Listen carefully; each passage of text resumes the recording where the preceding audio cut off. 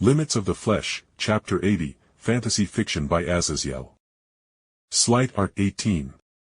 As I entered the typically ornate sitting room with Grayfia and entered as she closed the door behind me, I raised an eyebrow as she sealed the room with a series of magical glyphs that I knew through my own magical lessons with Akeno that the glyphs were to seal sounds and act as a physical lock should someone attempt to open the door.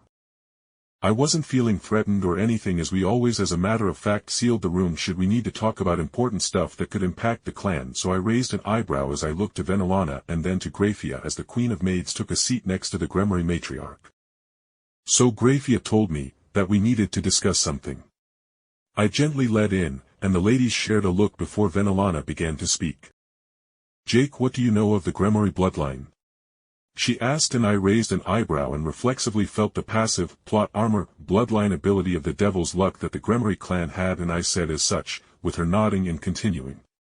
What most people do not understand is that just as Gremorys have seemingly infinite, good luck, they are also cursed to live in interesting times as the karma of good and bad things happening must settle. It's why even as Rias ran around the world getting high-quality peerage members, later on in life things became difficult and problematic things always landed in her lap.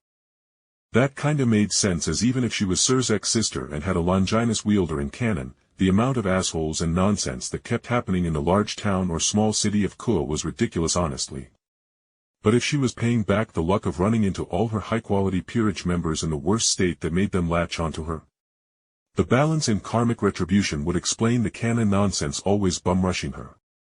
But regardless of the effects of the Gremory bloodline, what matters now and why we wish to speak with you, is the fact that you have the Gremory bloodline. Rias and even my son Milikas don't technically have it, as both inherited the Baal bloodline of the power of destruction.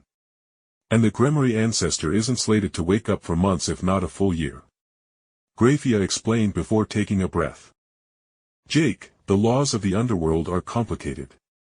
And with both Rias and Milikas not having the Gremory clan trait clearly, like Serorg, just as he has the Vapula bloodline to control and enhance lions, he is noted as being a Baal, a devil with no clan trail. And thus now the devils are considering the Gremory clan to be extinct. I didn't really see where this was going for a bit, but then I kinda got it as I nodded. So you wish for me to give Rias or Malayakas, the Gremory, devil's luck? I asked in confirmation, and there was a silence as they both shared a look. Then finally, with a small smile, Venelana shook her head as she spoke in her typical soft and gentle tone. No, Jake, Grayfia and myself are in a bit of a quandary due to our status as entities born of clans hostile to the New Satans from the get-go, or belonging to the forces that broke the New Satans. In other words, Jake, I will be blunt, I wish for you to take myself and Grayfia into your harem, allowing us the legitimacy to remain within the family without drama with the rest of the devil clans. I froze at the utterly blunt way of her asking to join my harem. Which wasn't exactly the most established of things, as I had only fooled around with my creations a bit, and had only slept with Rias, Artemis, and Ubeluna, Riser's previous queen. You don't need to do that, I said with a small frown, as there was something else at play here than just the remaining devil clans doing a smear campaign. The maids here, at the mansion, were almost assuredly loyal due to them living almost their entire lives here, and likewise, the Gremory clan itself was very tight-knit with everyone getting along very well, so it's not like we would split apart. Neither of us care for the opinions of the other devil clans. What is the actual reason? I asked with a small smile, and Grayfia flushed as Venelana tittered as she gave me a lidded look. Jake. Being too intelligent and calculative when a woman opens her heart isn't that manly. But you are correct in either case. Venelana spoke as she then placed her hand on Grayfia's knee, and the silver-haired beauty jolted at the contact as Venelana continued. You see, Jake. The Lucifuge devil bloodline is actually a supportive bloodline. When a Lucifuge locks onto a Lucifer, their passive bloodline will boost and make the recipient of their attention stronger, while also making the Lucifuge member more focused on that person. I could now see the small flush in Grayfia's cheeks, and then I remembered the times of Grayfia being physically affectionate and the way her eyes lit up in the bath. And of course the time she held her arm against her breasts as she checked on her son, and she so longingly said I would make a good father. There was a moment of silence as I processed all this information.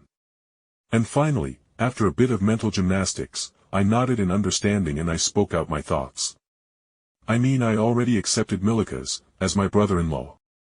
Accepting him as my son-in-law wasn't that big of a leap at this point. Alright, if that's the way you feel, I will do my best to honor those feelings. But what about you, Venelana?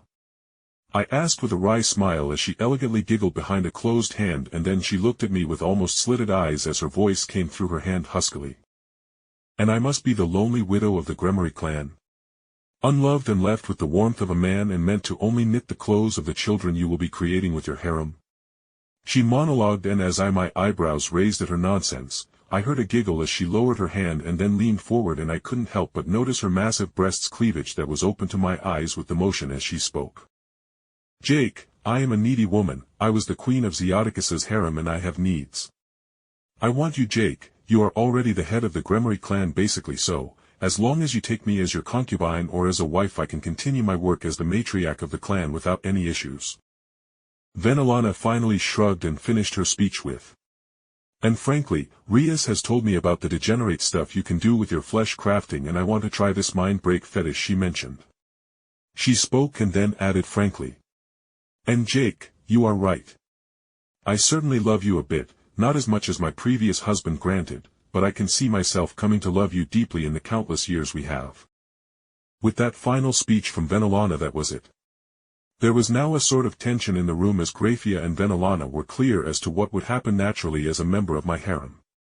It was just a question of when. But as I shifted at the thought of doing the deed, Grayfia likewise shifted, and Venelana tittered with her giggling ringing out like a bell before she mischievously spoke.